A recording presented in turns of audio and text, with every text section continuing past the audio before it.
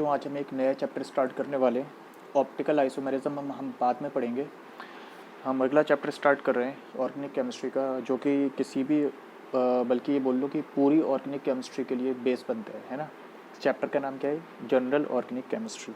ठीक है, तो बच्चों आज हम एक नया चैप्टर शुरू करने वाले हैं। काफ़ी लेंथी चैप्टर है, तो इस चैप्टर का नाम क्या है? जनरल ऑर्गेनिक केमिस्ट्री मतलब ऑर्गेनिक केमिस्ट्री के हम कुछ बेसिक प्रिंसिपल्स यहाँ पे सीखेंगे, है ना, जो पूरे चैप्टर्स में फर्दर आने वाले पूरे चैप्टर्स में हम उनको यूज़ करेंगे। ठीक है, चैप्टर का नाम है जनरल ऑर्गेनिक केमिस्ट्री, जिसे बच्चों हम शॉर्ट में GOC भी बोलते हैं।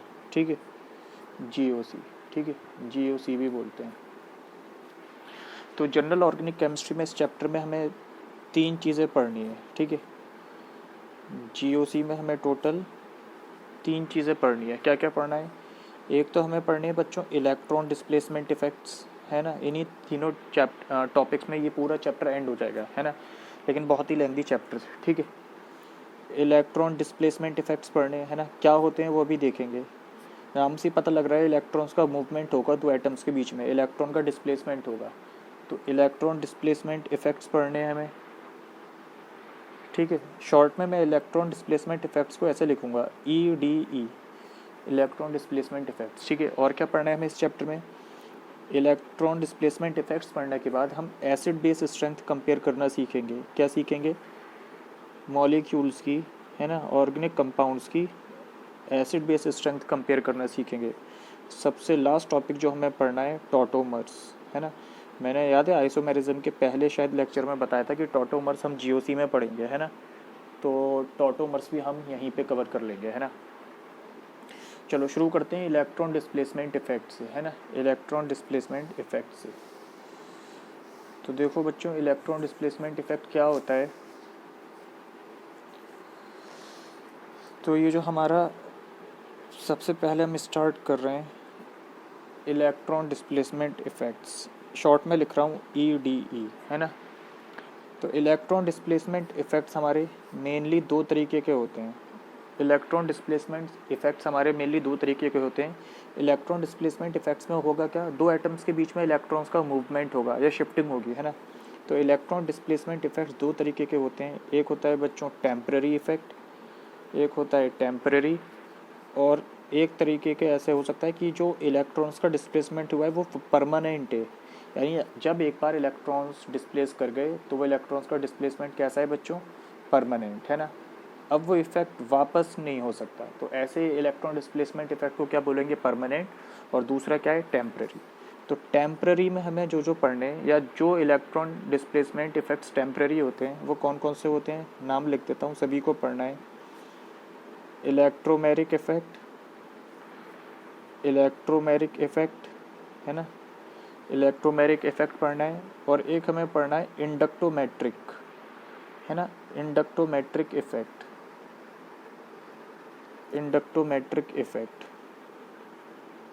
ठीक है, तो इलेक्ट्रोमेरिक पढ़ना है टेम्पररी में और हमें इंडक्टोमेरिक इफेक्ट पढ़ना है। और परमानेंट में हमें बच्चों पढ़ना है, जो हम सबसे पहले स्टार्ट इसी से करेंगे, इंडक्टिव इफेक्ट, जिसे आई इफेक्ट भी बोलते हैं शॉर्ट में, है ना, इंडक्टिव इफेक्ट। और कौन कौन से परमानेंट इफेक्ट्स? रेजोनेंस। कौन से? रेजोनेंस तो बहुत ही ज़रूरी है ऑर्गेनिक केमिस्ट्री में, रेजोनेंस के बिना कुछ होता ही नहीं है। ठीक है, और लास्ट इफेक्ट जो हमें पढ़ना है परमानेंट में बच्चों वो है हाइपर कॉन्जुगेशन। ये भी काफ़ी इंपॉर्टेंट है, हाइपर कॉन्जुगेशन, है ना, हाइपर कॉन्जुगेशन।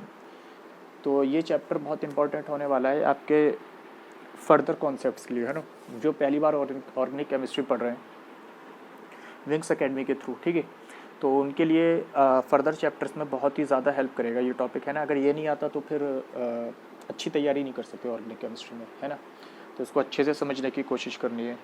तो सबसे पहले हम शुरू करते हैं इंडक्टिव इफेक्ट। सबसे पहले हम क्या शुरू करते हैं बच्चों? Inductive effect. ठीक है, सबसे पहले हम शुरू करते हैं इंडक्टिव इफेक्ट। चलो, तो हमारा सबसे पहला इफेक्ट जो हमें पढ़ना है बच्चों वो कौन सा है? परमानेंट इफेक्ट में पढ़ना है। परमानेंट का कौन सा वाला? इंडक्टिव इफेक्ट, है ना। तो मैंने हेडिंग डाल दी इंडक्टिव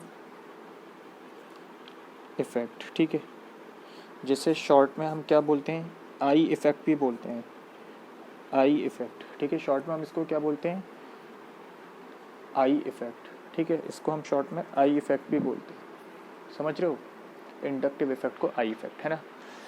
देखो दो तरीके का होता है ये, पॉजिटिव इंडक्टिव इफेक्ट और नेगेटिव, या प्लस आई और माइनस आई, है ना। दो तरीके के इंडक्टिव इफेक्ट होते हैं, दोनों ही पढ़ेंगे। तो एक काम करते हैं, अभी यहाँ पे थोड़ी सी जगह छोड़ दो जहाँ पे मैं बाद में हेडिंग डलवाऊंगा। अभी तुम लोग हेडिंग मत डालना, अभी तुम लोग हेडिंग मत डालना, बस जगह छोड़ दो। सबसे पहले जो हम देखने वाले हैं वो माइनस आई इफेक्ट है। कौन सा, माइनस आई इंडक्टिव इफेक्ट, है ना। माइनस आई इफेक्ट यानी नेगेटिव इंडक्टिव इफेक्ट, है ना। इसको आई इफेक्ट बोलते हैं। आई इफेक्ट दो तरीके का होता है, प्लस आई और माइनस आई। सबसे पहले हम माइनस आई देखने वाले हैं, लेकिन तुम अभी ये हेडिंग मत डालना, ठीक है। अभी सिर्फ मैं इंडक्टिव इफेक्ट समझाऊंगा, फिर यही वाला एग्जाम्पल कन्वर्ट हो जाएगा माइनस आई में, ठीक है। तो अभी सिर्फ हम इंडक्टिव इफेक्ट सीख रहे हैं कि इंडक्टिव इफेक्ट होता क्या है, ठीक है। तो देखो बच्चों, इंडक्टिव इफेक्ट होता क्या है। यहाँ पे क्या होगा बच्चों, इंडक्टिव इफेक्ट में आपका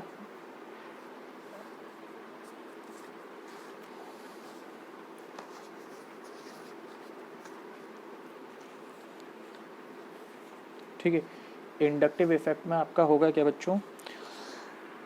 हाँ, सबसे पहले मैं एक जनरल एग्जांपल दे रहा हूँ। ये अभी ऐसा मत सोचना कि ये माइनस आई इफेक्ट की कैटेगरी में, बाद में हेडिंग डालना तुम लोग। अभी तुम ये सोचो, बस मैंने ये कुछ नहीं लिखा, सिर्फ मैं इंडक्टिव इफेक्ट बता रहा हूँ, ठीक है।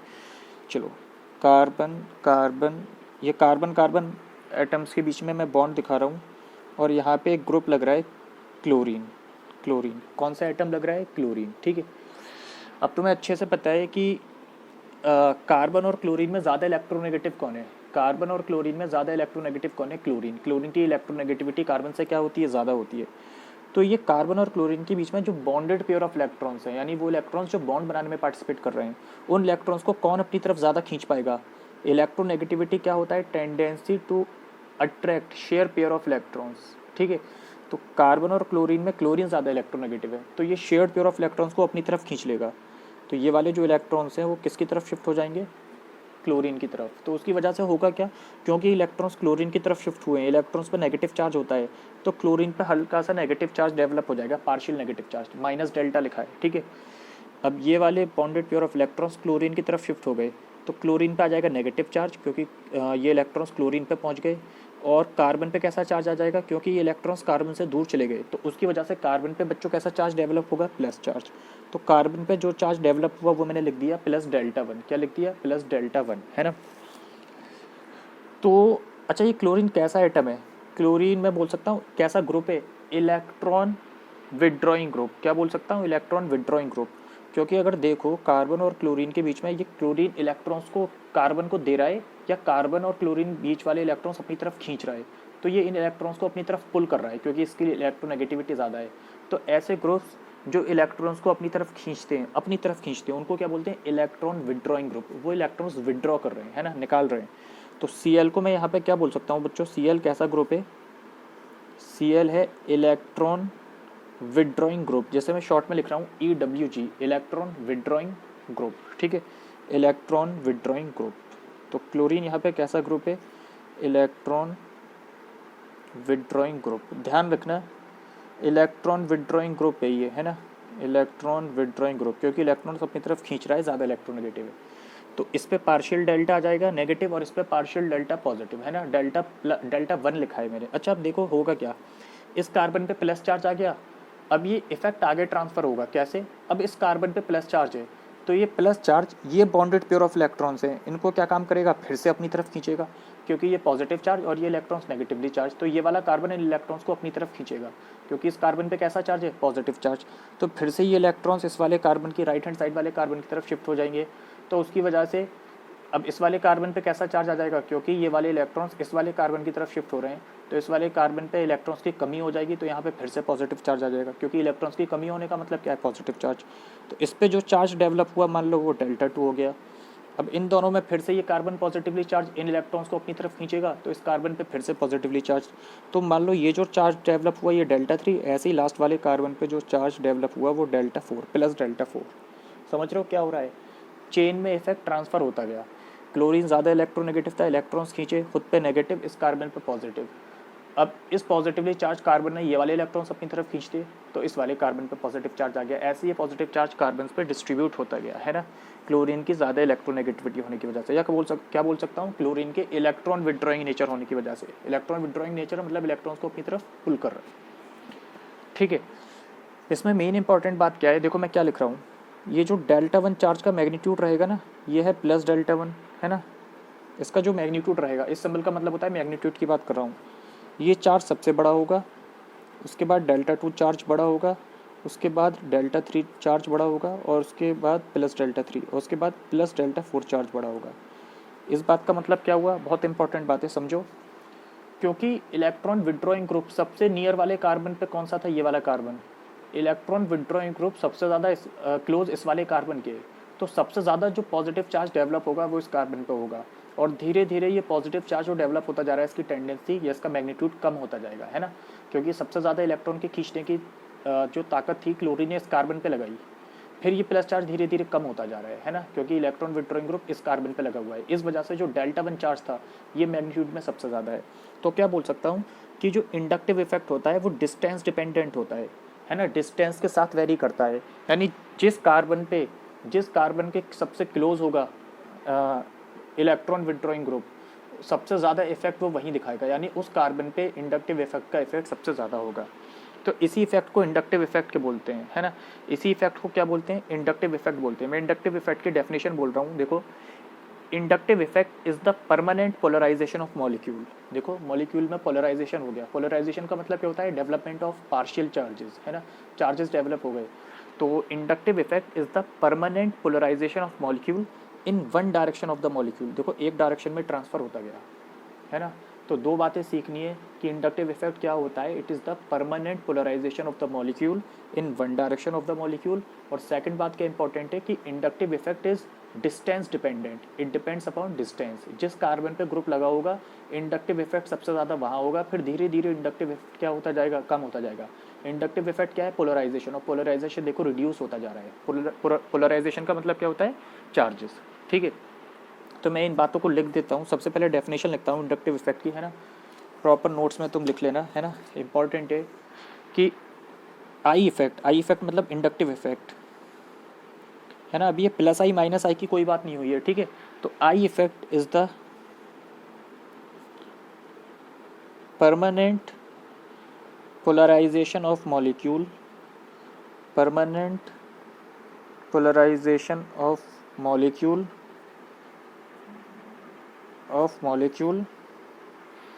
In one direction of molecule, एक डायरेक्शन में चलता चला जाता है, in one direction of molecule, in one direction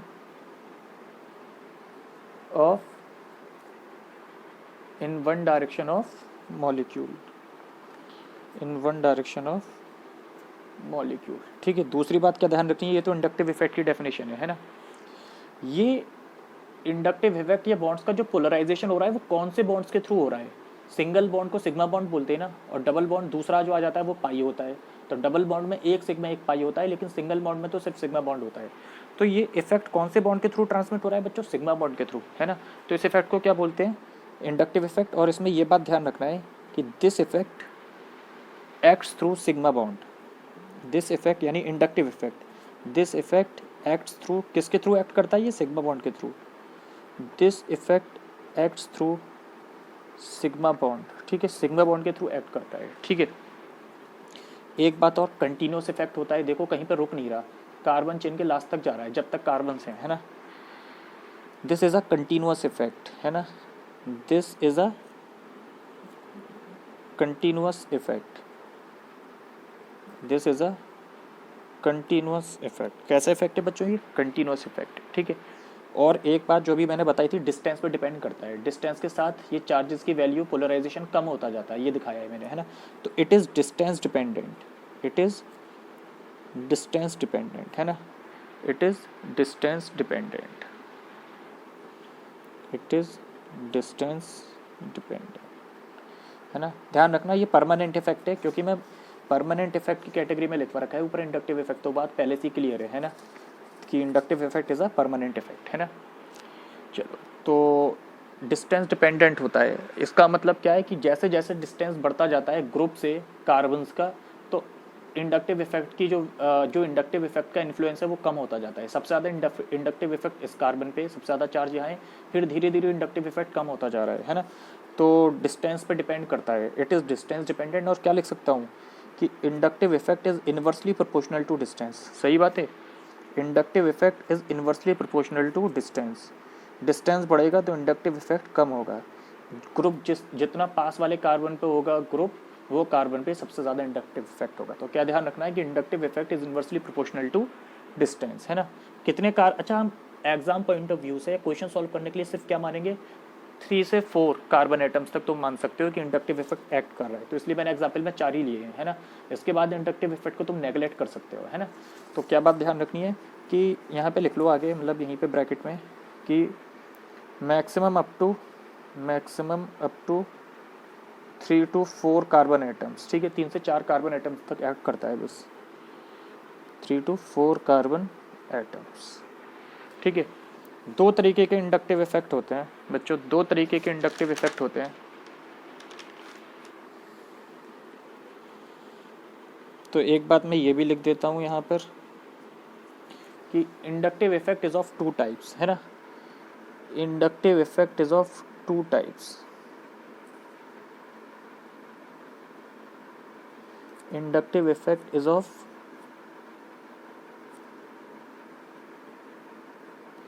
2 types, ठीक है। 2 तरीके के इंडक्टिव इफेक्ट्स होते हैं, अभी बताया था, plus I effect, positive inductive effect, और दूसरा कौन सा होता है, नेगेटिव इंडक्टिव इफेक्ट। दूसरा कौन सा होता है, माइनस आई इंडक्टिव इफेक्ट। अब देखो फ़र्क क्या है ना। अब ज़रा फ़र्क सीखते हैं। अब मैंने क्या बोला था कि यहाँ पे हेडिंग में बाद में डलवाऊंगा, अब तुम यहाँ पे हेडिंग डाल सकते हो कि मैंने अभी तक जो इफेक्ट पढ़ाया ये वाला कौन सा इफेक्ट था, minus I effect, minus inductive effect. देखो कैसे पहचानोगे, मैंने बताया था क्लोरीन कैसा ग्रुप है, एक इलेक्ट्रॉन विड्रॉइंग ग्रुप जो इलेक्ट्रॉन्स को खींचता है। तो जो ग्रुप लगा हुआ है उस पर जो चार्ज आ रहा है उसके हिसाब से प्लस आई या माइनस आई इफेक्ट को तुम याद रख सकते हो। अब जो ग्रुप लगा हुआ है बच्चों, उस पर कैसा चार्ज डेवलप हो रहा है, नेगेटिव चार्ज डेवलप हो रहा है, क्योंकि वो कैसा ग्रुप है, इलेक्ट्रॉन्स को विड्रॉ करने वाला ग्रुप है, इलेक्ट्रॉन्स को खींचने वाला। जब वो इलेक्ट्रॉन्स को अपनी तरफ खींचेगा, है ना, इलेक्ट्रॉन्स को रिलीज नहीं कर रहा बल्कि इलेक्ट्रॉन्स को विड्रॉ कर रहा है, खींच रहा है। जब अपनी तरफ विड्रॉ कर लेगा इलेक्ट्रॉन्स को तो इस पर कैसा चार्ज आएगा, माइनस चार्ज। इस वजह से इस इफेक्ट का क्या नाम है, माइनस आई इफेक्ट। तो बस क्या बात ध्यान रखनी है, नेगेटिव इंडक्टिव इफेक्ट या माइनस आई इंडक्टिव इफेक्ट तभी होगा जब कार्बन चेन पे कैसा ग्रुप लगा होगा बच्चों, इलेक्ट्रॉन विड्रॉइंग ग्रुप। समझ रहे हो, इलेक्ट्रॉन विड्रॉइंग ग्रुप होना चाहिए, यानी ऐसा ग्रुप होना चाहिए जो इलेक्ट्रॉन्स को अपनी तरफ खींच सकता हो। जब वो इलेक्ट्रॉन्स को अपनी तरफ खींचेगा तो उस पर खुद पे कैसा चार्ज आ जाएगा, नेगेटिव चार्ज। इस वजह से उस इफेक्ट का क्या नाम होगा, माइनस आई इफेक्ट, ठीक है। तो मैं ये याद रखने के तरीके के हिसाब से भी बता रहा हूँ कि कैसे पहचानोगे ये प्लस आई इफेक्ट वाला ग्रुप है या माइनस आई इफेक्ट वाला ग्रुप। अगर जो ग्रुप लग रहा है वो इलेक्ट्रॉन विड्रॉइंग नेचर में, मैं बताऊंगा कैसे पता चलेगा इलेक्ट्रॉन विड्रॉइंग है। वैसे तो इलेक्ट्रोनेगेटिविटी से देख लो, ज़्यादा इलेक्ट्रोनेगेटिव है तो इलेक्ट्रॉन्स अपनी तरफ खींचेगा, तो इस पर नेगेटिव चार्ज आएगा। इस वजह से ऐसे इफेक्ट को क्या बोलेंगे, माइनस आई इफेक्ट। यानी अगर कोई ऐसा ग्रुप लगा हुआ है जो इलेक्ट्रॉन विड्रॉइंग नेचर का है तो वो जो इंडक्टिव इफेक्ट दिखाएगा वो कौन सा इंडक्टिव इफेक्ट होगा, माइनस इंडक्टिव इफेक्ट। सही है, कैसा इफेक्ट होगा बच्चों, माइनस इंडक्टिव इफेक्ट। तो अब जरा देख लेते हैं कि माइनस इंडक्टिव इफेक्ट दिखाने वाले ग्रुप्स कौन कौन से होते हैं। जैसे एक तो मैंने यहीं पे एग्जांपल में दे दिया, क्लोरीन। साफ साफ पता लग रहा है कि कार्बन क्लोरीन में, क्लोरीन ज़्यादा इलेक्ट्रोनेगेटिव है तो क्लोरीन इलेक्ट्रॉन्स को खींच लेगा, तो इस वजह से क्लोरीन क्या है, इलेक्ट्रॉन विड्रॉइंग ग्रुप है ना। तो अब हम कुछ ग्रुप्स पढ़ लेते हैं जो इलेक्ट्रॉन विड्रॉइंग है नेचर में। कैसे हैं, इलेक्ट्रॉन विड्रॉइंग है, फिर मैं बाद में एक सीरीज़ लिखवा दूंगा, ठीक है। तो अगला जो बच्चों हमें पढ़ना है वो हमें पढ़ने माइनस आई यानी नेगेटिव इंडक्टिव इफेक्ट वाले ग्रुप्स, माइनस आई ग्रुप्स। कैसे पहचानोगे जो ग्रुप लगा हुआ है वो माइनस आई है या प्लस आई है। सिंपल सा पॉइंट है, ज़्यादा इलेक्ट्रोनेगेटिव होगा कार्बन से तो जाहिर सी बात है माइनस आई, क्योंकि इलेक्ट्रॉन विड्रॉ करेगा और विड्रॉ करेगा तो माइनस आई इफेक्ट, सिंपल सी बात है। चलो ज़रा मैं देख लेता हूँ कैसे कंपेयर करोगे कि कौन सा वाला ज़्यादा स्ट्रॉन्ग माइनस आई इफेक्ट लगा रहा है, कौन सा वाला वीक माइनस आई लगा रहा है, समझ रहे हो। चलो मान लो इनमें कंपेयर करना है, फ्लोरीन ये मतलब इधर किसी से कंबाइंड है, क्लोरीन ब्रोमीन, इधर कार्बन से तो लगा होगा ये, तो मैंने बॉन्ड दिखा दिया है, फ्लोरीन क्लोरीन ब्रोमीन आयोडीन।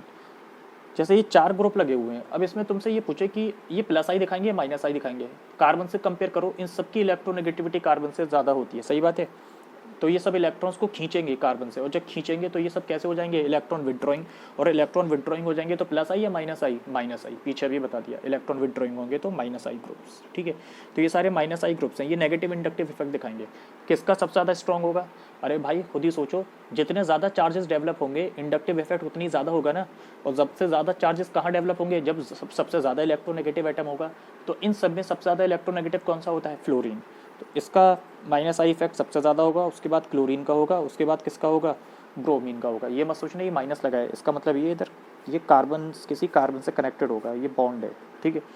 तो ये माइनस आई इफेक्ट के कुछ ग्रुप्स हैं, है ना, इन्हें याद रखना है।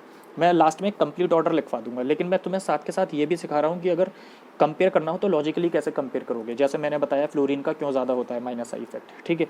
ऐसे ही यहाँ देखता हूँ OH ग्रुप, ये OH ग्रुप ऑक्सीजन से इधर कार्बन से लिंक्ड होगा, और एक ग्रुप है ये SH, इन दोनों में ऑक्सीजन ज़्यादा इलेक्ट्रोनेगेटिव कार्बन से इलेक्ट्रॉन्स खींचेगा, सल्फर ज़्यादा इलेक्ट्रोनेगेटिव कार्बन से ये भी इलेक्ट्रॉन्स खींचेगा, दोनों माइनस आई दिखा रहे हैं, है ना। तो मैं माइनस आई लिखूंगा अब, है ना, अब नहीं बताऊंगा कि माइनस आई दिखा रहे हैं, मैं सारे माइनस आई की एग्जाम्पल करवाऊंगा, बस ये बताऊंगा कि किसका ज़्यादा है।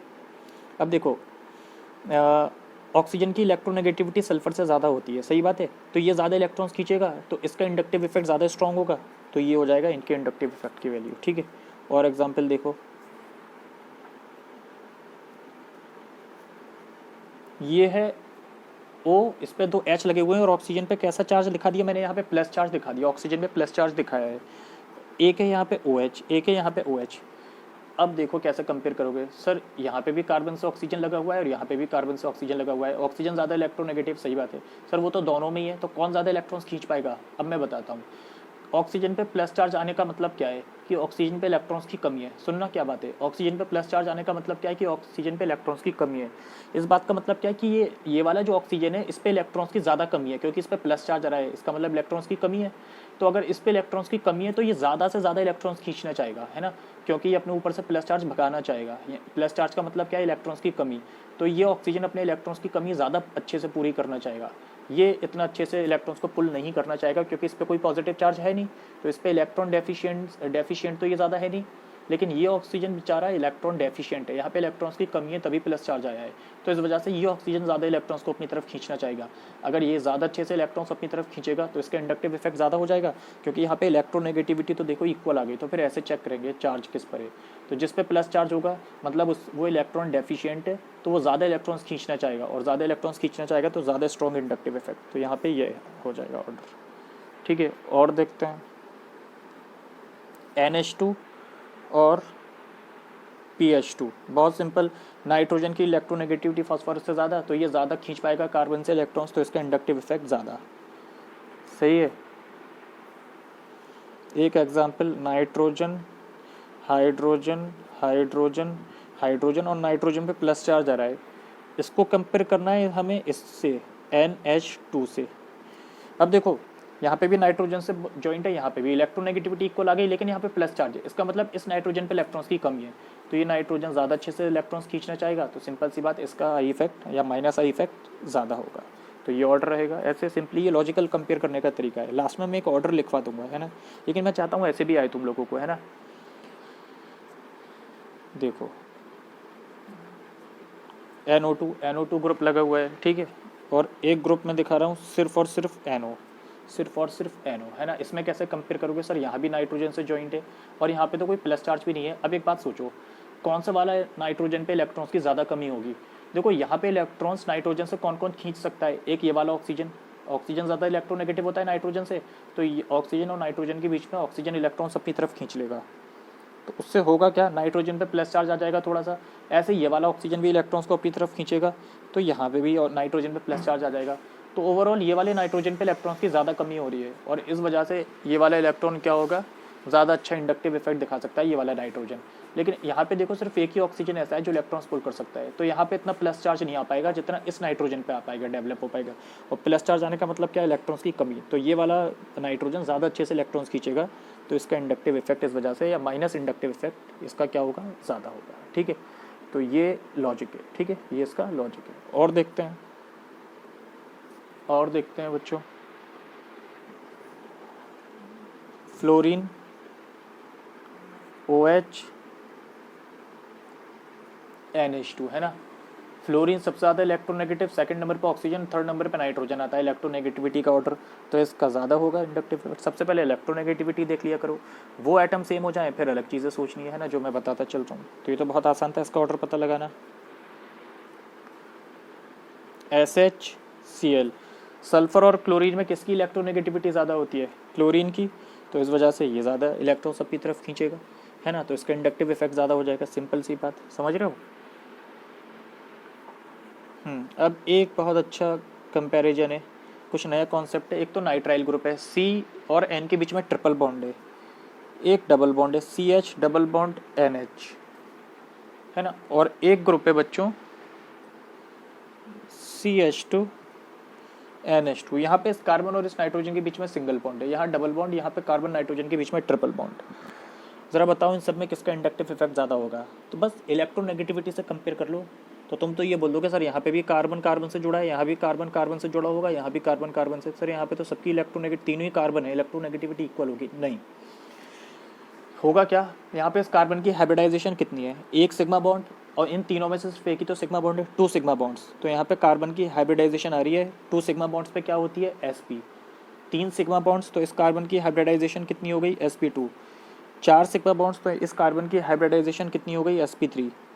अब याद है एस कैरेक्टर निकालना सिखाया था, एस और पी टोटल कितनी ऑर्बिटल है? 2, एस और पी, जिसमें से एक एस है, तो 1/2, एस एक ऑर्बिटल है, टोटल ऑर्बिटल 2 है, एस और पी, है ना, पी एक ऑर्बिटल पी की, एक ऑर्बिटल एस की, और तो टोटल 2 ऑर्बिटल जिसमें से एक ऑर्बिटल एस की है, तो 1/2। तो यहाँ पे एस की कितनी परसेंटेज आ रही है? एस कैरेक्टर कितना आ रहा है? 50%। ऐसे टोटल 3 ऑर्बिटल, एस की 1 पी की 3, लेकिन इसमें एस कैरेक्टर कितना आ रहा है? 1/3, तो ये आ जाएगा 33%।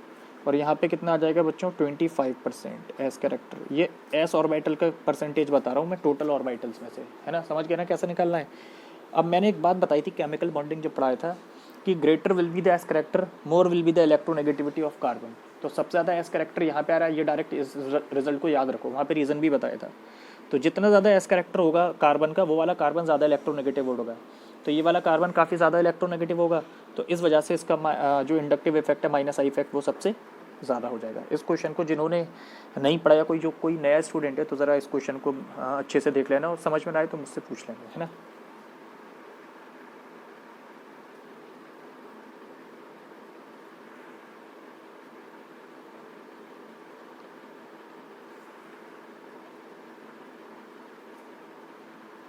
इस क्वेश्चन को देखो बच्चों, इस क्वेश्चन को देखो, यहाँ पे हाइड्रोजन मतलब अलग पार्ट क्या है? यहाँ कार्बन से कार्बन जुड़ा होगा, यहाँ भी कार्बन है, यहाँ हाइड्रोजन लगा हुआ है, यहाँ क्लोरीन। तो कार्बन और क्लोरीन में ज़्यादा इलेक्ट्रोनेगेटिव क्लोरीन होता है, तो ये इलेक्ट्रॉन्स क्लोरीन खींच लेगा, तो इस वाले कार्बन पे कैसा चार्ज आ जाएगा? Plus charge.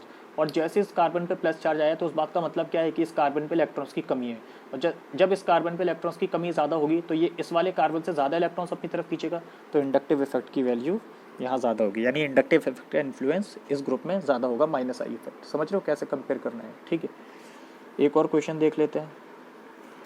तो वैसे तो मैं लास्ट में एक सीरीज़ लिखवाने वाला हूँ तुम लोगों को, लेकिन ऐसे भी आना चाहिए, है ना, तो उस सीरीज़ को याद रखने की ज़रूरत नहीं पड़ेगी अगर ये तरीका आता है तो, है ना, लेकिन फिर भी मैं वो सीरीज़ बता दूंगा, क्योंकि कई सोर्सेज में वो सीरीज़ दे रखी होती है।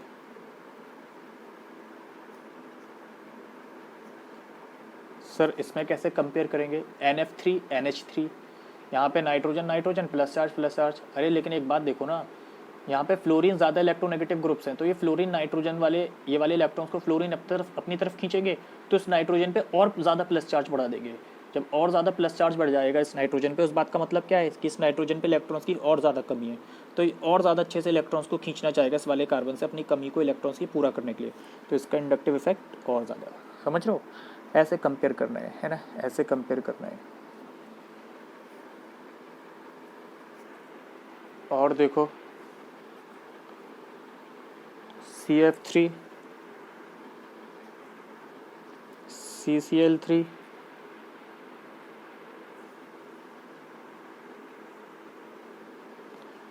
CBr3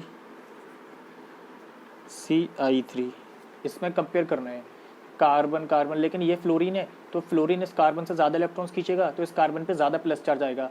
प्लस चार्ज आने का मतलब ये वाला कार्बन ज़्यादा इलेक्ट्रॉन डेफिशिएंट होगा, तो ये ज़्यादा इलेक्ट्रॉन्स अपनी तरफ खींचना चाहेगा, तो इस वजह से इसका इंडक्टिव इफेक्ट ज़्यादा आएगा इस वाले ग्रुप का, क्योंकि इलेक्ट्रोनेगेटिविटी देखो सराउंडिंग एटम्स की घटती जा रही है। तो ये तो देख रहे हो लॉजिक कितना आसान है, एक ही लॉजिक से हम सॉल्व कर रहे हैं, बस वो इलेक्ट्रोनेगेटिविटी या इलेक्ट्रॉन डेफिशिएंसी देख रहे हैं एटम्स की। समझ रहे हो ना ये बात? ठीक है।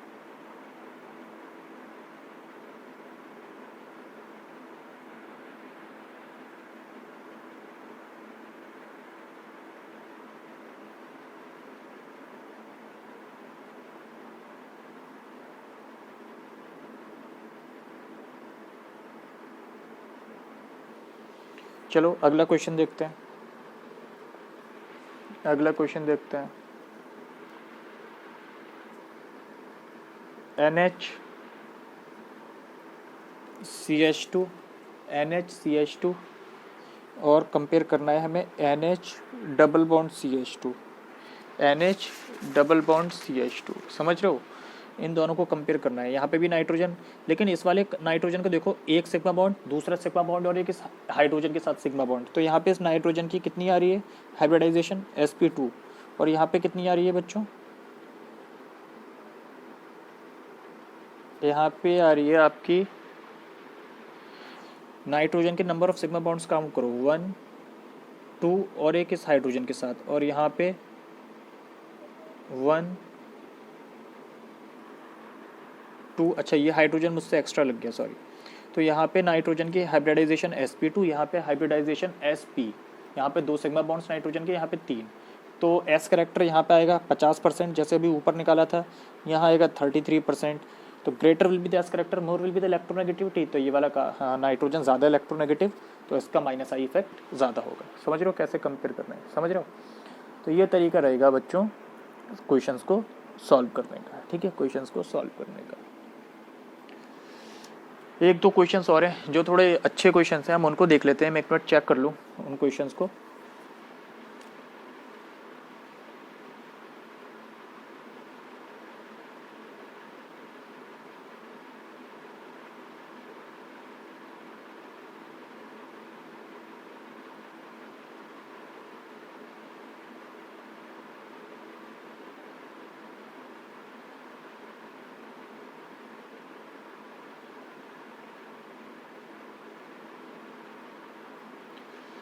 ठीक है, तो एक लास्ट क्वेश्चन और उसको मैं करवा देता हूँ, फिर हम फाइनली वो सीरीज़ देखेंगे जिसको हमें याद करना है माइनस आई इफेक्ट के ग्रुप्स की। ठीक है, OH और OR, इसमें ज़रा सोचो, OH और OR इन दोनों में से कौन से ग्रुप का माइनस आई इफेक्ट ज़्यादा होगा? यहाँ पे भी ऑक्सीजन और यहाँ पे क्या है? ऑक्सीजन। ठीक है, अब बताओ यहाँ पे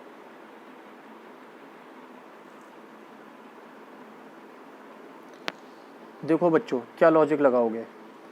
यहाँ पे ऑक्सीजन से हाइड्रोजन जुड़ा हुआ है, यहाँ पे ऑक्सीजन से अल्काइल ग्रुप R मतलब कार्बन, सही बात है ना? अल्काइल ग्रुप मतलब कार्बन। तो एक बात बताओ, कार्बन और हाइड्रोजन में कौन ज़्यादा इलेक्ट्रोनेगेटिव है? कार्बन। तो होगा क्या, यहाँ पे ऑक्सीजन को इलेक्ट्रॉन्स खींचने हैं हाइड्रोजन से, और यहाँ पे ऑक्सीजन को इलेक्ट्रॉन्स खींचने हैं कार्बन से, इधर वाले कार्बन से भी, लेकिन हाइड्रोजन, और इधर कार्बन से भी। तो ये वाले ऑक्सीजन को इलेक्ट्रॉन्स हाइड्रोजन से खींचने, और ये वाले ऑक्सीजन को इलेक्ट्रॉन्स कार्बन से खींचने। R मतलब कार्बन। तो ज़्यादा इलेक्ट्रोनेगेटिव कार्बन है, तो कार्बन अपने इलेक्ट्रॉन्स आसानी से नहीं देगा ऑक्सीजन को, लेकिन हाइड्रोजन आसानी से दे देगा। मतलब क्या बोल सकता हूँ कि यहाँ वाले केस में ऑक्सीजन इतने अच्छे से इलेक्ट्रॉन्स अपनी तरफ नहीं खींच पाएगा। तो इस वजह से अगर मैं थोड़ी सी बात करूँ टर्म्स में, तो यहाँ पे इलेक्ट्रॉन्स की इस वाले ऑक्सीजन पे थोड़ी सी कमी रहेगी। वजह क्या है कि ये इस वाले R ग्रुप से ज़्यादा अच्छे से इलेक्ट्रॉन्स को नहीं खींच पाएगा, क्योंकि R की इलेक्ट्रोनेगेटिविटी H से तो ज़्यादा ही होती है। R मतलब कार्बन है ना, अल्काइल ग्रुप। तो इस वजह से ये वाला ऑक्सीजन इस R से इतने अच्छे से इलेक्ट्रॉन्स नहीं खींच पाएगा, है ना, क्योंकि यहाँ पे क्या बैठा हुआ है? कार्बन। तो कार्बन इतनी आसानी से इलेक्ट्रॉन्स देगा ही नहीं ऑक्सीजन को। तो इस वजह से होगा क्या, अगर मैं इन दोनों में कंपेयर करूँ तो इस ये वाला ऑक्सीजन थोड़ा सा ज़्यादा इलेक्ट्रॉन डेफिशिएंट होगा, यानी इस वाले ऑक्सीजन पे इलेक्ट्रॉन्स की कमी थोड़ी सी ज़्यादा रहेगी, क्योंकि इसको बेचारे को कार्बन से इलेक्ट्रॉन्स खींचने और यहाँ पे इसे हाइड्रोजन से खींचने, ये आसानी से खींच लेगा। तो इस पर इलेक्ट्रॉन्स रिच होंगे और ये वाला इलेक्ट्रॉन डेफिशिएंट होगा। तो इसकी वजह से क्या होगा, ये वाला ऑक्सीजन अपनी इलेक्ट्रॉन्स की थोड़ी सी जो कमी है उसको पूरा करने के लिए इधर वाली कार्बन से इलेक्ट्रॉन्स खींचेगा, है ना। तो इस वजह से ये वाला ऑक्सीजन ज़्यादा इलेक्ट्रॉन्स खींच पाएगा, तो इसका इंडक्टिव इफेक्ट क्या होगा? बढ़ जाएगा। इसका इंडक्टिव इफेक्ट क्या होगा? बढ़ जाएगा। ठीक है, तो ऐसे हमें कंपेयर करना है, ठीक है। अब क्या होगा, मैं आपको एक फाइनल सीरीज़ बता रहा हूँ जो आपको याद रखनी है, ठीक है, जो आपको याद रखनी है -i ग्रुप्स के लिए, ये है ना कंप्लीट सीरीज़ है ना, जो आपको याद रखनी है। मैं बाद में तरीका भी बता दूंगा याद रखने का क्या है। तो सबसे ज़्यादा जो ओवरऑल सबसे ज़्यादा जिसका -i इफेक्ट होता है बच्चों, वो होता है NF3+। NF3+, जो मैंने एक एग्जाम्पल भी करवाया था, NF3+। उसके बाद होता है NR3+। उसके बाद होता है NR मतलब अल्काइल ग्रुप। उसके बाद आता है NH3+, नाइट्रोजन पे प्लस चार्ज सब में। उसके बाद आता है NO2, ठीक है, यहाँ पे प्लस चार्ज नहीं है। उसके बाद आता है C�BN साइनाइड, ठीक है। उसके बाद आता है सल्फोनिक ग्रुप SO3H, ठीक है। उसके बाद आता है कार्बोक्सिलिक एसिड। अभी तो ये लग रहा होगा सर ये इतनी टफ सीरीज़ है, याद कैसे होगी, है ना। उसके बाद आता है बच्चों फ्लोरीन, ये एक ऑर्डर रहता है, क्लोरीन, ब्रोमीन, ये तो सबको याद हो जाएगा, और आयोडीन, ठीक है। उसके बाद क्या आता है ईस्टर, C∪O, OR ग्रुप, ठीक है। उसके बाद आता है बच्चों ईथर ग्रुप, OR, है ना। उसके बाद आता है बच्चों OH, ठीक है। उसके बाद ध्यान रखना ज़रा, ये यहाँ से थोड़ा स्पेशल ध्यान देना, अल्काइन आता है पहले ट्रिपल बॉन्ड, और अल्काइन के बाद बच्चों आता है फिनाइल ग्रुप, बेंजीन रिंग मतलब, और उसके बाद आता है डबल बॉन्ड, यानी ट्रिपल बॉन्ड का -i इफेक्ट ज़्यादा होता है, फिर फिनाइल रिंग का आता है, और फिर आता है डबल बॉन्ड का, और सबसे कम जो होता है वो हाइड्रोजन। हाइड्रोजन के रेफरेंस में तो सब नापते हैं, है ना। तो ये बच्चों सीरीज़ है -i इफेक्ट की, है ना, -i इफेक्ट की ग्रुप्स की, है ना। कंपेयर कर लो, बिल्कुल मैंने सही सीरीज़ बनाई है, यही ऑर्डर सेटिस्फाई करेगा जो मैंने ऊपर कंपैरिजन सिखाया भी है इतने क्वेश्चंस में, ठीक है। अब ज़रा इसको याद रखने का तरीका सीखते हैं, है ना। एक तरीका बना लेते हैं, देखो क्या है, मैं एक लाइन लिखता हूँ, पहले एक लाइन लिखता हूँ, Na लिख रहा हूँ, ना फरहान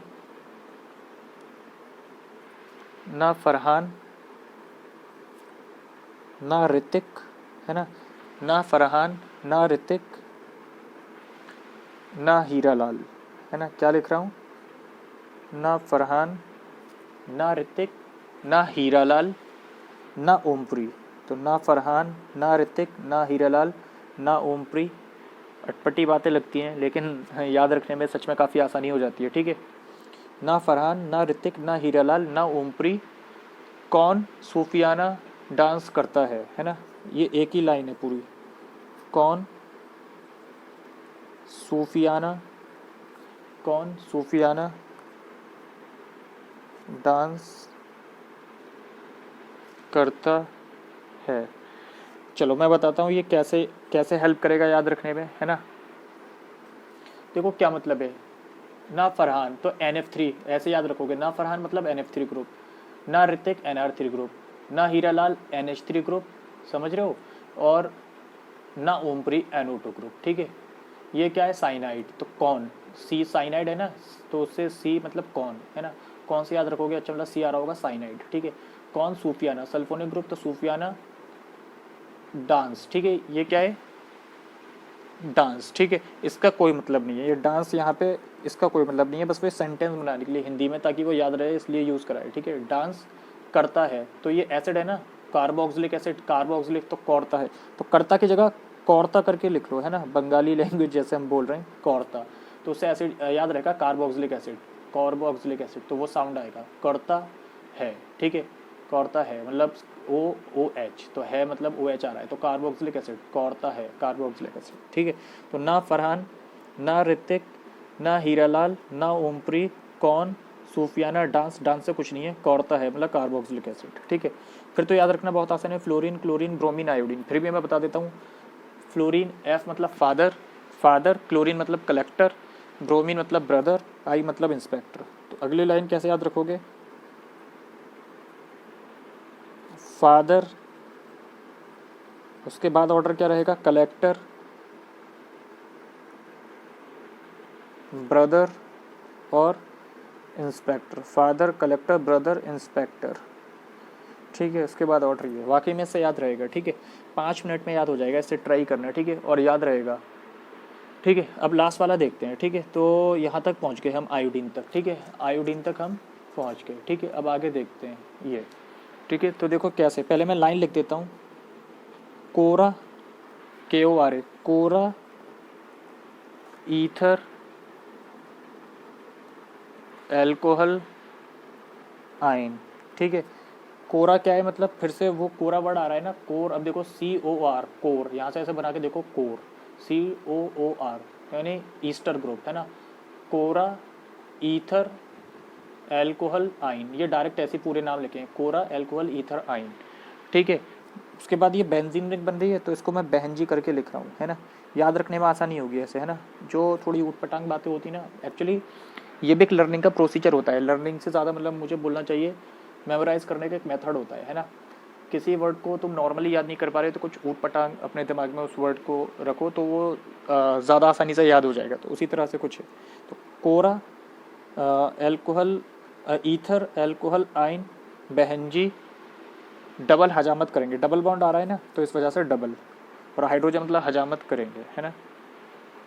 इस सेंटेंस का कोई मतलब तो नहीं है, एटलीस्ट मुझे तो समझ में नहीं आ रहा। डबल हजामत, हजामत से H आ गया, करेंगे।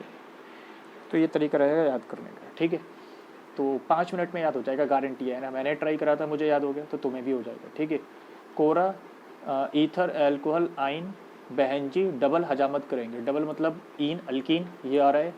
ठीक है, ये आ रहा है alkyne, CH, double bond CH2, और हजामत करेंगे, तो हजामत लो हाइड्रोजन। ठीक है, तो ये तो हुआ बच्चों हमारा पूरा -I की कहानी। -I इफेक्ट क्या होता है, ग्रुप्स क्या होते हैं।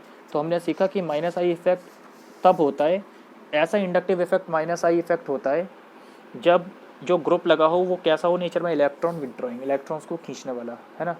अब हम देख लेते हैं +I इफेक्ट। ठीक है, +I इफेक्ट, तो सेकंड हम देख लेते हैं +I इफेक्ट, है ना। पहले हमने क्या पढ़ा, -I इफेक्ट, अब हम देखते हैं +I इफेक्ट। ठीक है, ठीक है, +I इफेक्ट। तो देखो +I इफेक्ट क्या होगा, यहाँ पे इलेक्ट्रॉन्स विड्रॉइंग की जगह इलेक्ट्रॉन्स रिलीजिंग ग्रुप होंगे। कैसे ग्रुप लगे होंगे, इलेक्ट्रॉन्स रिलीजिंग ग्रुप। तो पिछले वाले का पूरी रिवर्स कहानी हो जाएगी, बस बात इतनी है ना। अब ज़रा देखना मैं यहाँ पे क्या लिख रहा हूँ, ऑक्सीजन लगा हुआ है ना। तुम तो सोचोगे सर ऑक्सीजन तो ज़्यादा इलेक्ट्रोनेगेटिव होता है कार्बन से, तो ये तो इलेक्ट्रॉन खींचेगा, तो ये तो विड्रॉइंग हो जाएगा, तो ये तो -I इफेक्ट होना चाहिए। लेकिन ज़रा देखो मैंने यहाँ पे ऑक्सीजन पे कैसा चार्ज लगा दिया बच्चों। मैंने मेंशन कर दिया कि ऑक्सीजन पे कैसा चार्ज है, माइनस चार्ज है। जब ऑक्सीजन पर माइनस चार्ज होगा ना बच्चों, इस बात का मतलब क्या है कि ऑक्सीजन पे इलेक्ट्रॉन्स क्या है, ज़्यादा इलेक्ट्रॉन्स हैं, एक्सेस में इलेक्ट्रॉन्स हैं, तभी तो नेगेटिव चार्ज आया है। अगर इलेक्ट्रॉन्स की कमी होती है तो पॉजिटिव चार्ज आता है।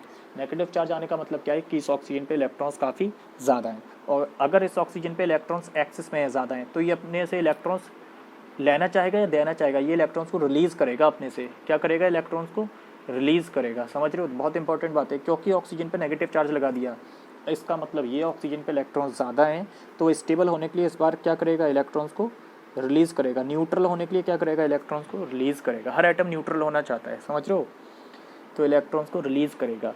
रिलीज़ करेगा तो ये वाले बॉन्डेड पेयर ऑफ इलेक्ट्रॉन्स इस कार्बन पे पहुंच जाएंगे बच्चों। तो इस कार्बन पे कैसा चार्ज जनरेट होगा, -Δ1, है ना, -Δ1।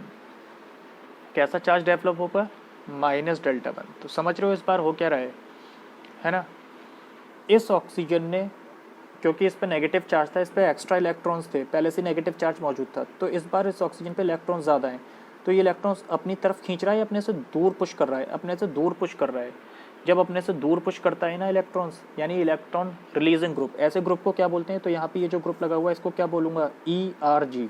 ये विड्रॉइंग नहीं है बल्कि रिलीज़ कर रहा है ना, अपने से दूर रिलीज़ कर रहा है, इलेक्ट्रॉन रिलीजिंग ग्रुप। ये कैसा ग्रुप है बच्चों, इलेक्ट्रॉन रिलीजिंग ग्रुप। तो ध्यान रखना +I इफेक्ट तभी हो सकता है जब इलेक्ट्रॉन्स को रिलीज़ करने वाला ग्रुप हो। कौन रिलीज़ करेगा, जिसके पास ज़्यादा इलेक्ट्रॉन्स होंगे, सिंपल सी बात है ना, या वो इलेक्ट्रोनेगेटिविटी से देखेंगे। तो यहाँ पे क्योंकि जाहिर सी बात है ऑक्सीजन पे ज़्यादा इलेक्ट्रॉन्स को रिलीज़ कराए, तो इस कार्बन पे कैसा चार्ज आ गया, माइनस चार्ज, है ना।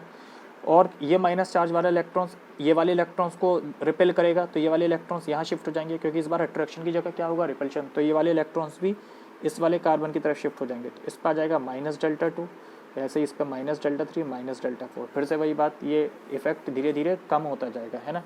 तो इंडक्टिव इफेक्ट मैंने इन जनरल क्या बताया था कि वो डिस्टेंस पर डिपेंड होता है, वो बात तो यहाँ भी सही है ना, वो तो दोनों के लिए प्लस आई या माइनस आई।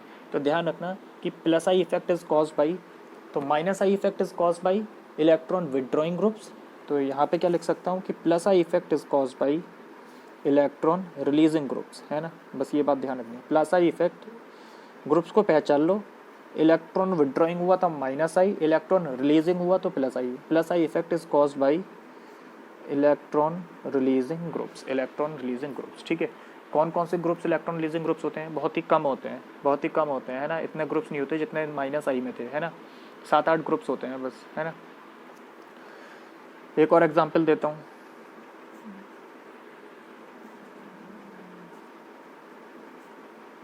CH3 ग्रुप लगा हुआ है, क्या बोल सकता हूँ, ये भी 4 कार्बन एटम की चेन और इस पर एक CH3 ग्रुप लगा हुआ है और वो कार्बन हाइड्रोजन अलग अलग दिखा दिए, CH3 ग्रुप। अब देखो होगा क्या, कैसे पता चलेगा कि ये जो CH3 ग्रुप लगा हुआ है ये कैसा इफेक्ट दिखाएगा, प्लस आई या माइनस आई, कैसे पहचानोगे?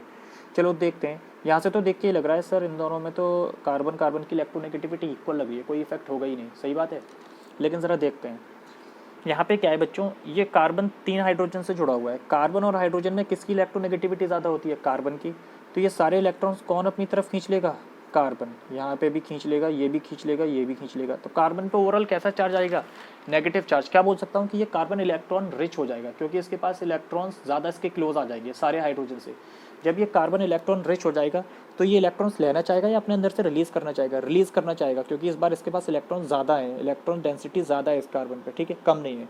तो ये इलेक्ट्रॉन्स को रिलीज़ करना चाहेगा, इस वजह से ये इलेक्ट्रॉन्स को रिलीज़ करेगा। और जब रिलीज़ करेगा तो फिर से ये कौन सा एग्जाम्पल हो जाएगा बच्चों? ये फिर से हो जाएगा प्लस आई इफेक्ट का, क्योंकि कैसा ग्रुप लगा हुआ है ये?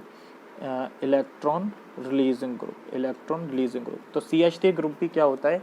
इलेक्ट्रॉन रिलीजिंग ग्रुप होता है। तो इन जनरल एक बात मैं क्या बोल सकता हूँ, CH3 क्या कोई भी अल्काइल ग्रुप हो, ethyl, methyl, propyl, secondary butyl, कोई भी हो, तो एक बात जनरली बोल सकता हूँ कि all alkyl groups are plus I effect showing groups, या ऐसे लिख सकता हूँ कि ऑल अल्काइल ग्रुप्स, है ना, इसी कॉन्सेप्ट के बेसिस पे। ये तो CH3 था सिर्फ, all alkyl groups show plus I effect, all alkyl groups show plus I effect, ठीक है, प्लस आई इफेक्ट, समझ रहे हो? तो सारे अल्काइल ग्रुप्स क्या शो करते हैं बच्चों? प्लस आई इफेक्ट, है ना। अब ज़रा प्लस आई ग्रुप्स देख लेते हैं। तो एक तो अल्काइल ग्रुप्स आ जाएंगे सारे, एक जैसे ये O- आ जाएगा, तो बहुत ही कम ग्रुप्स हैं, है ना। तो अगला ज़रा हम देखते हैं प्लस आई ग्रुप्स कौन कौन से होते हैं, प्लस आई इफेक्ट शो करने वाले ग्रुप्स। तो प्लस आई ग्रुप्स, तो पहले एक क्वेश्चन से ज़रा शुरुआत करवाता हूँ, मैं ही सॉल्व करवाऊँगा उसको, है ना, और वो कुछ ग्रुप्स भी पता लग जाएंगे उससे। O- ऑक्सीजन पे नेगेटिव चार्ज है, एक ग्रुप ये है, एक ग्रुप ये नाइट्रोजन पे माइनस, एक ग्रुप ये कार्बन पे माइनस, और एक ग्रुप ये है C double bond O minus, है ना। अब इन सब में कंपेयर करना है कि ये प्लस आई, पहले तो ये पता लगाओ ये प्लस आई है माइनस आई है, सब पे नेगेटिव चार्ज है यानी एक्स्ट्रा इलेक्ट्रॉन्स हैं, तो ये तो इलेक्ट्रॉन्स को रिलीज़ करना चाहेंगे, और रिलीज़ करना चाहेंगे तो कैसा इफेक्ट? प्लस आई, है ना। कंपेयर करना है कि किसका प्लस आई इफेक्ट सबसे ज़्यादा होगा। तो देख लेते हैं सबसे आसानी से इलेक्ट्रॉन्स को कौन रिलीज़ करेगा।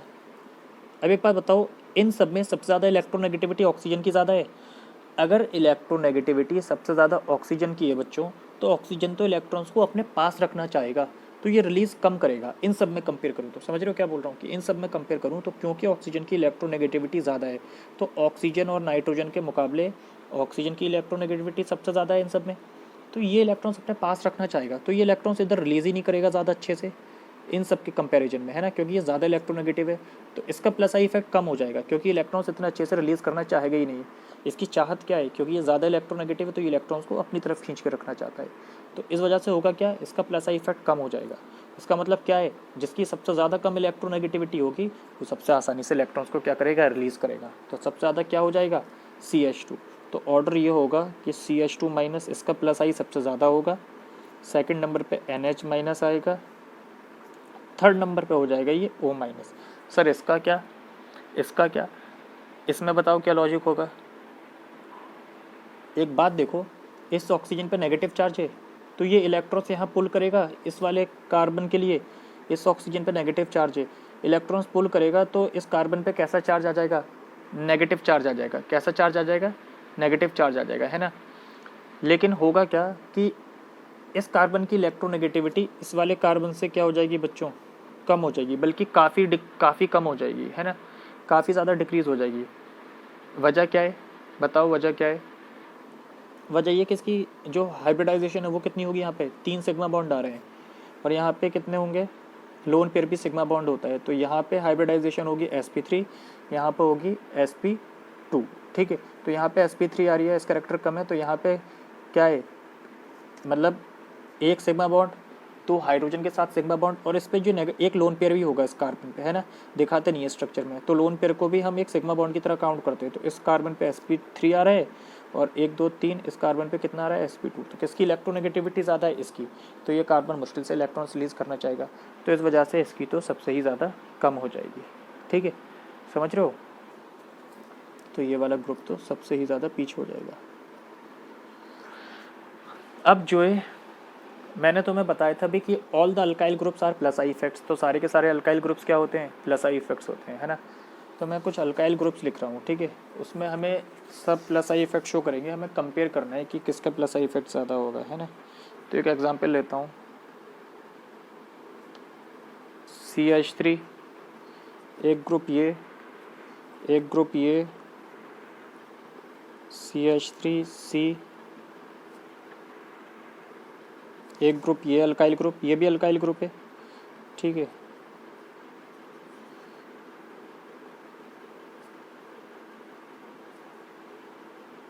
ये भी अल्काइल ग्रुप है, ठीक है।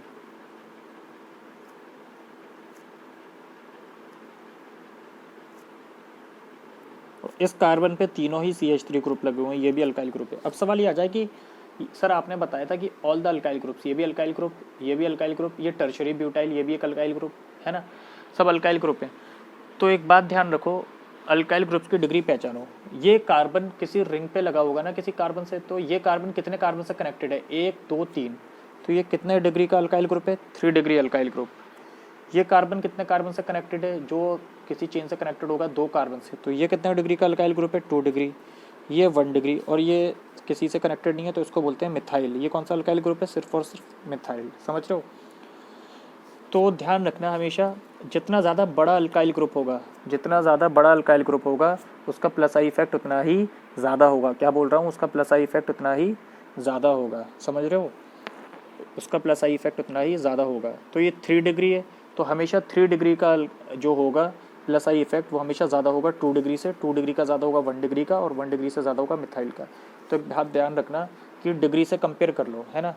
अगर 3 डिग्री अल्काइल ग्रुप है तो उसका प्लस आई इफेक्ट सबसे ज़्यादा होगा किसके कंपैरिजन में, 2 डिग्री, किसके कंपैरिजन में, 1 डिग्री, है ना। तो एक बात ध्यान रखना कि जितना बड़ा अल्काइल ग्रुप होगा, greater will be the alkyl group, more will be the plus I effect. सबसे बड़ा अल्काइल ग्रुप ये है ना, टर्शरी 3 4, ये 3 कार्बन से जुड़ा हुआ है। तो एक बात को ध्यान रखना, greater will be the alkyl group, more will be the plus I effect. Greater will be the alkyl group, greater will be the alkyl group,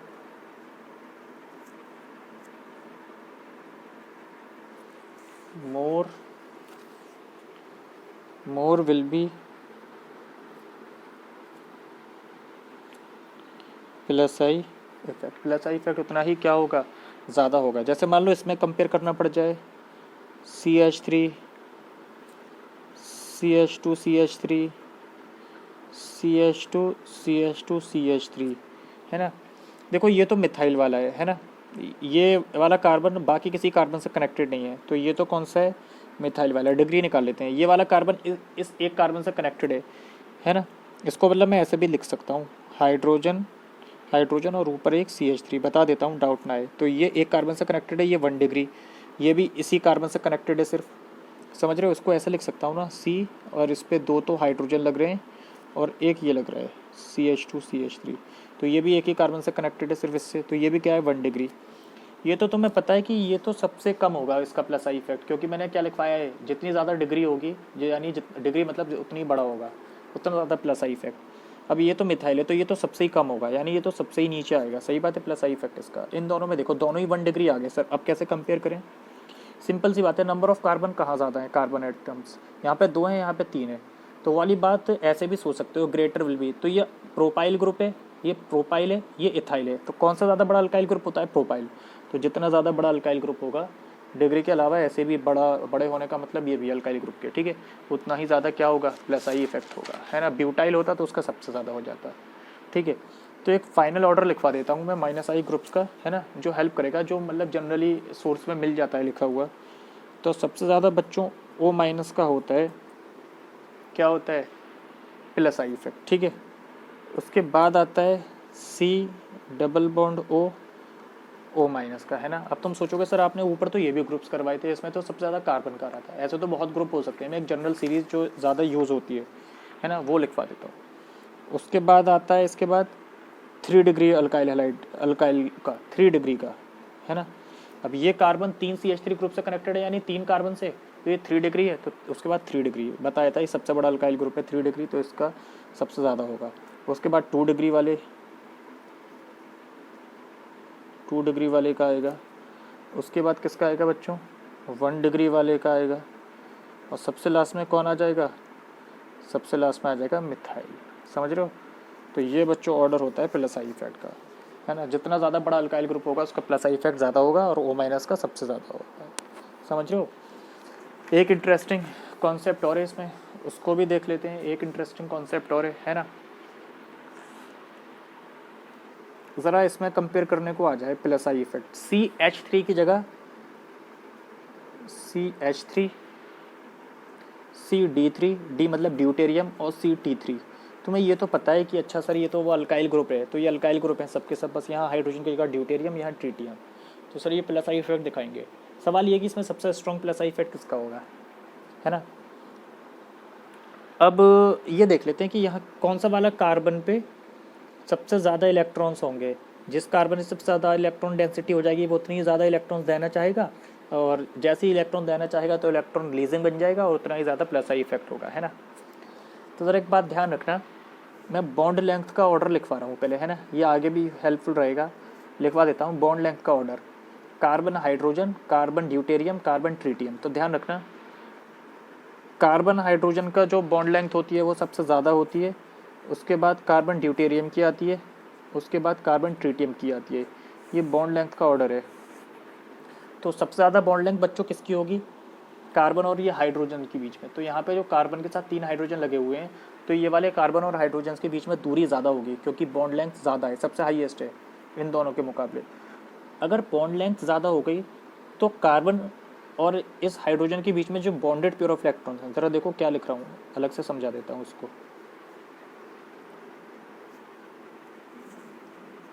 दो एग्जाम्पल से CD3 एक डी वाला ले लेता हूँ, है ना, बाकी खुद ही समझ में आ जाए। यहाँ पे कार्बन को इलेक्ट्रॉन्स किससे खींचने हैं? हाइड्रोजन से, क्योंकि कार्बन ज़्यादा इलेक्ट्रोनेगेटिव।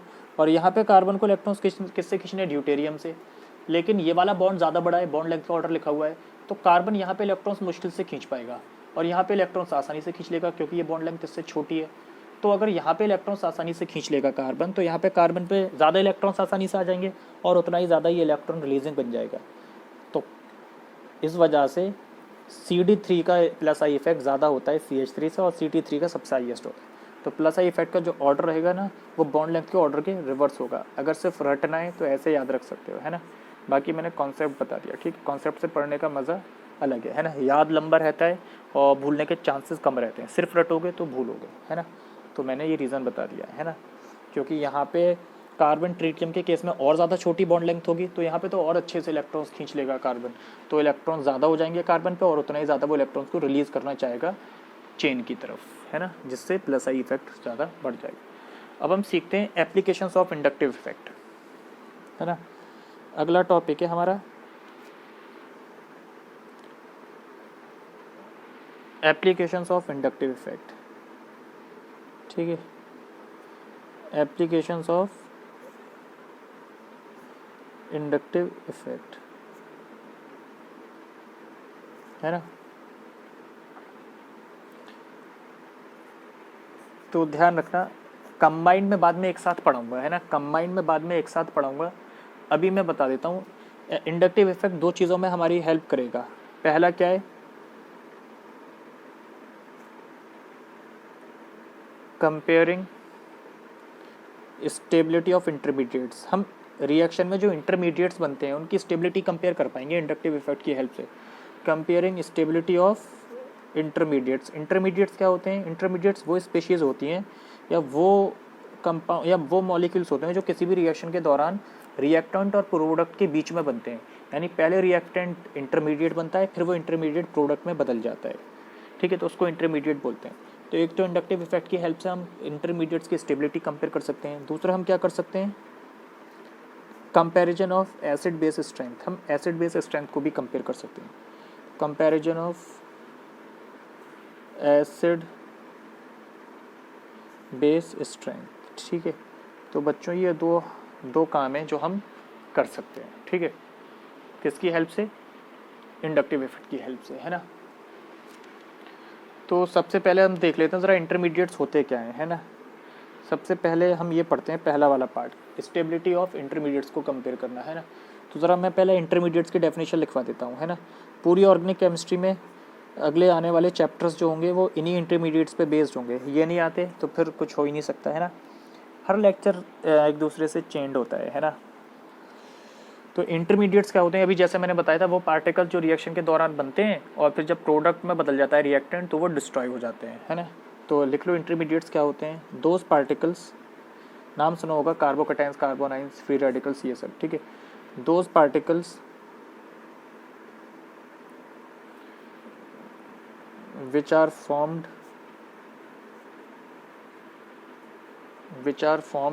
during a reaction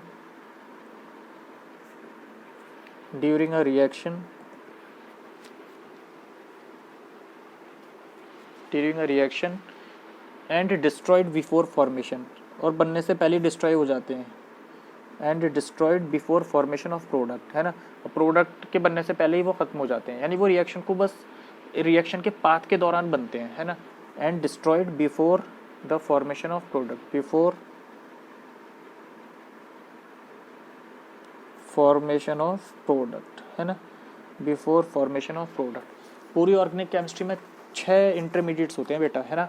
हमें 6 पढ़ने हैं पूरे, अभी नहीं पढ़ने, पूरी ऑर्गेनिक केमिस्ट्री के दौरान उन्हीं को कवर करेंगे। कार्बोकटाइंस, कार्बोकटाइन होता है एक होता है कार्बनाइन, CARBANION, कार्बनाइन, ठीक है। एक होता है बच्चों फ्री रेडिकल्स। 6 इंटरमीडिएट्स होते हैं। कार्बीन्स, CARBENES, कार्बीन्स, है ना। नाइट्रीन्स, ठीक है, नाइट्रीन्स। और एक होता है बेंजाइन। क्या होता है? बेंजाइन। ये रिएक्शन इंटरमीडिएट्स होते हैं, है ना। चलो सबसे पहले हम कार्बोकटाइन पढ़ते हैं, ठीक है। कार्बोकटाइन क्या होता है, ठीक है।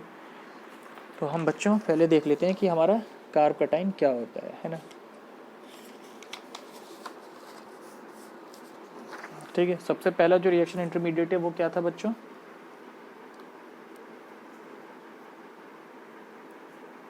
कार्बोकटाइन, है ना। ज़रा हम सीख लेते हैं कार्बोकटाइन क्या होता है, ठीक है। कार्बोकटाइन जो होता है बच्चों,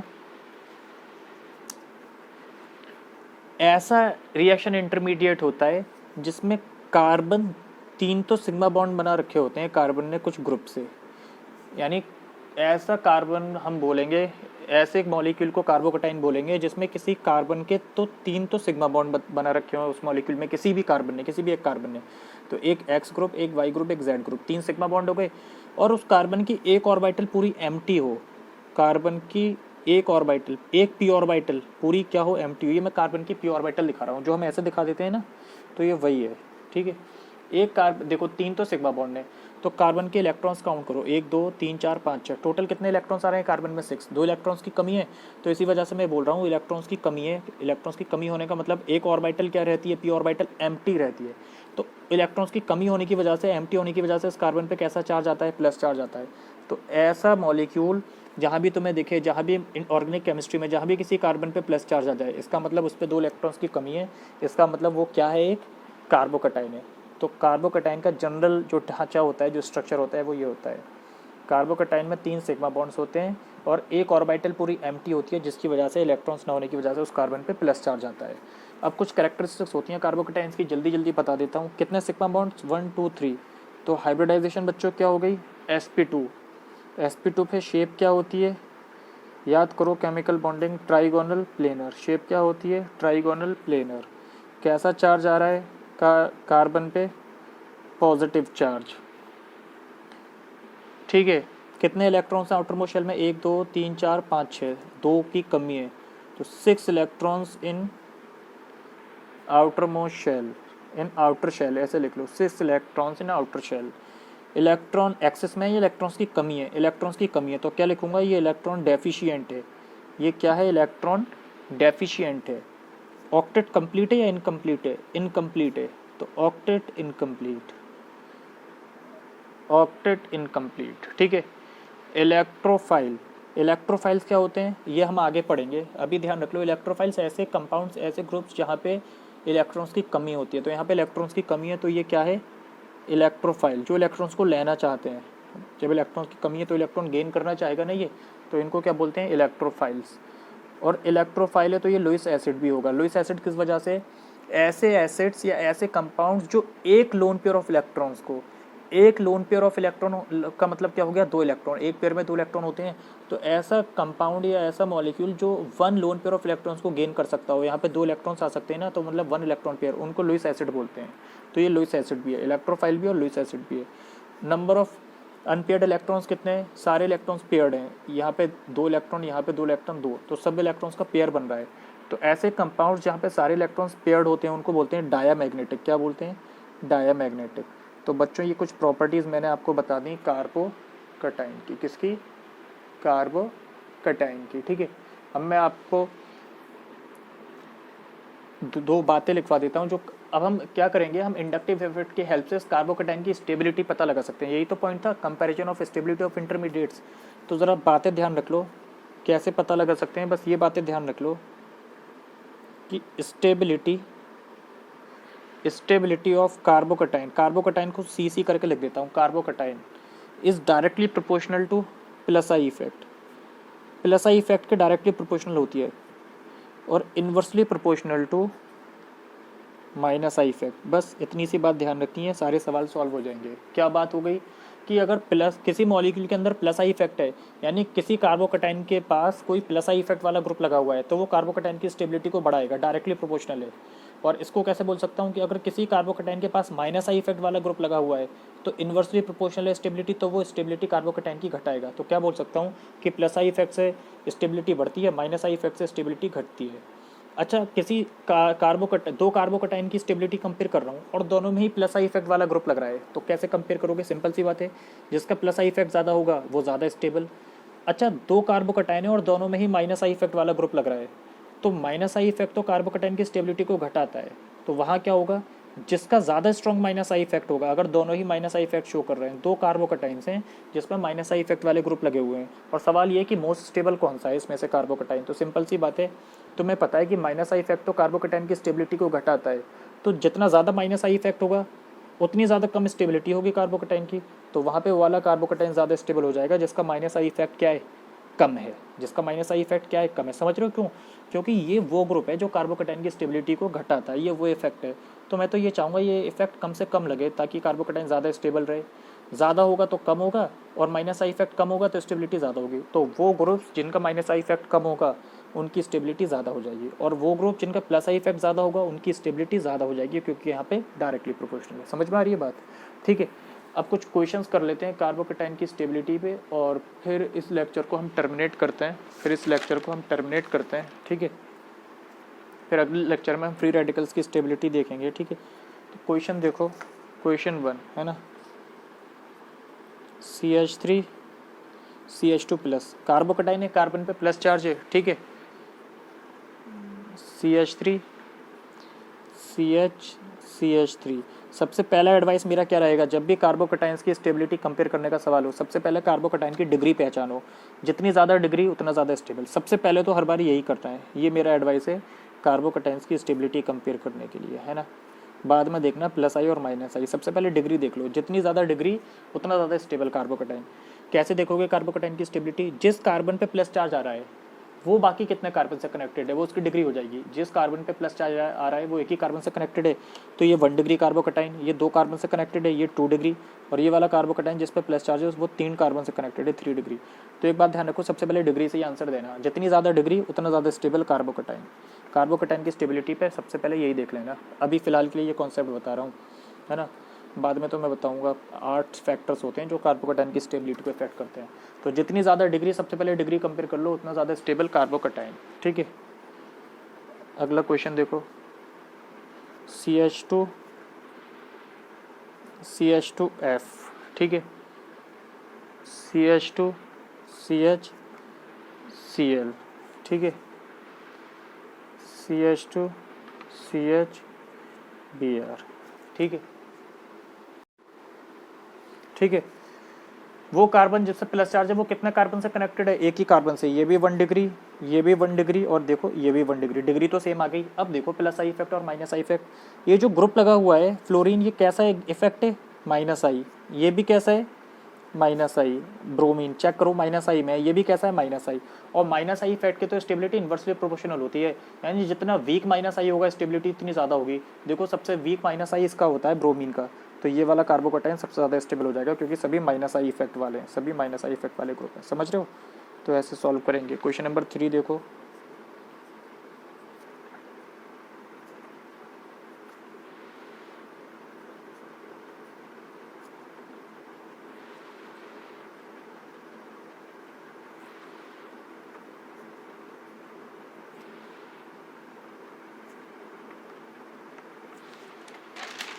CD3, ठीक है, और यहाँ पे है बच्चों Cl।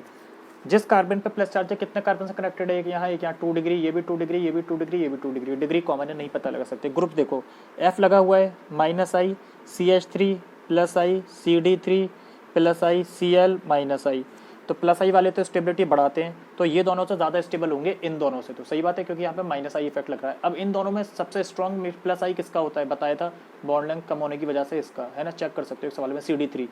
तो अगर मैं ऐसे नंबरिंग कर देता हूँ, फर्स्ट, सेकेंड, थर्ड, फोर्थ, तो सबसे ज़्यादा स्टेबल कौन सा हो जाएगा, थर्ड वाला, है ना, क्योंकि प्लस आई इफेक्ट है। थर्ड के बाद प्लस आई वाला और कोई ऑप्शन है, ये रहा सेकंड वाला। प्लस आई इफेक्ट से तो स्टेबिलिटी बढ़ती है। अब इन दोनों से स्टेबिलिटी घटेगी, क्लोरीन और फ्लोरीन से। तो किसकी स्टेबिलिटी ज़्यादा होगी, जिसका माइनस आई ज़्यादा होगा, कम होगा क्योंकि इन्वर्सली प्रोपोर्शनल होता है। तो क्लोरीन का माइनस आई इफेक्ट कम होता है, तो ये ज़्यादा स्टेबल हो जाएगा। समझ रहे हो? तो इस वजह से फोर्थ आ जाएगा थर्ड नंबर पे, और सबसे लीस्ट स्टेबल जो होगा वो ये होगा फ्लोरीन, क्योंकि इसका तो माइनस आई है और सबसे स्ट्रॉन्ग है। समझ रहे हो? तो ऐसे कंपेयर करना है हमें कार्बोकटाइन्स की स्टेबिलिटी को। ठीक है, और क्वेश्चंस देखते हैं, ज़रा देखो। क्वेश्चन नंबर 4,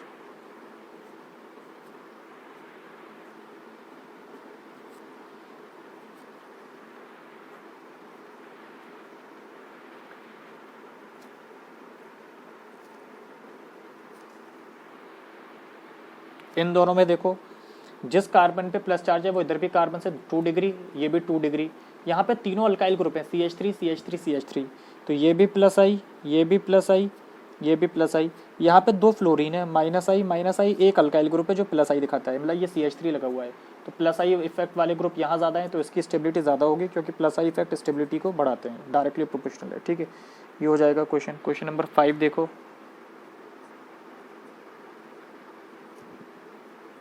ऑक्सीजन बॉन्डेड है ना, ईथर है, OR वाला ग्रुप है, OR, R मतलब ईथर, तो ईथर माइनस आई में ही आता है। वो OR जो लिखवाया था वो ये वही ग्रुप है। ठीक है,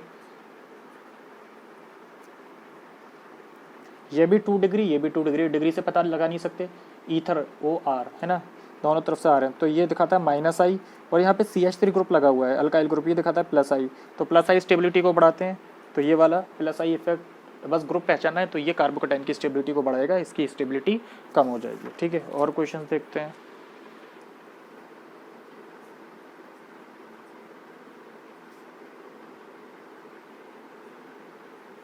CH2 प्लस, ये वाले कार्बन पे प्लस चार्ज है, और इस पे इधर लग रहा है CH3, और इधर लग रहा है यहाँ पे ये भी CH2, इस कार्बन पे प्लस चार्ज है, और यहाँ लग रहा है आपका NF3, है ना। NF3 दिखाता है माइनस आई, CH3 दिखाता है प्लस आई स्टेबिलिटी बढ़ाता है, तो ये ज़्यादा स्टेबल हो जाएगा क्योंकि यहाँ पे डिग्री सेम है। पहले डिग्री से कंपेयर करते हैं, समझ रहे हो? बस ऐसे कंपेयर करना है यार हमें। ऐसे कंपेयर करना है, आसान सा तरीका है, ठीक है। एक क्वेश्चन और देख लो।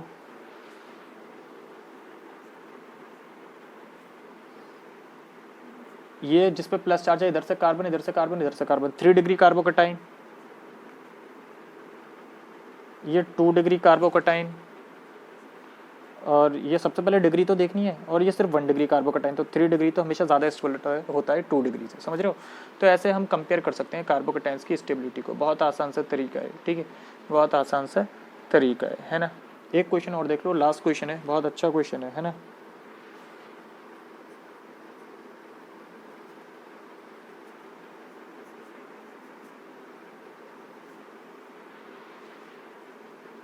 डिग्री यहाँ पे भी कॉमन, 2 डिग्री कार्बोकटाइन 2 डिग्री, यहाँ पे ईथर ग्रुप कौन सा इफेक्ट दिखाता है, ये -I NH। अब नाइट्रोजन इलेक्ट्रोनेगेटिव ज़्यादा है, इलेक्ट्रॉन्स खींचेगा ना, नाइट्रोजन की इलेक्ट्रोनेगेटिविटी ज़्यादा है, तो इलेक्ट्रॉन विड्रॉइंगे, तो ये भी -I, ऐसे भी सोच सकते हो, -I इलेक्ट्रॉन खींचेगा, है ना। अब देखो ये भी -I, ये भी -I, किस और -I इफेक्ट तो स्टेबिलिटी को घटाता है, तो किसका -I कम लग रहा है। ऑक्सीजन और नाइट्रोजन में ज़्यादा इलेक्ट्रोनेगेटिविटी किसकी है, ऑक्सीजन की, तो ऑक्सीजन ज़्यादा इलेक्ट्रॉन्स खींच पाएगा, तो ऑक्सीजन क्या करेगा, -I इफेक्ट ज़्यादा दिखाएगा, तो किसका -I इफेक्ट कम हो गया, इस वाले ग्रुप का। जब इसका -I कम हो गया तो स्टेबिलिटी इस वाले कार्बोकटाइन की बढ़ गई, क्योंकि -I के तो इन्वर्सली प्रोपोर्शनल होती है, समझ रहे हो। तो ये बच्चों तरीका है कार्बोकटाइन्स की स्टेबिलिटी को कंपेयर करने का with the help of +I effect and -I effect. अगला हम देखेंगे फ्री रेडिकल्स की स्टेबिलिटी को कैसे कंट्रोल करता है इंडक्टिव, ठीक। ओके बच्चों, बाय।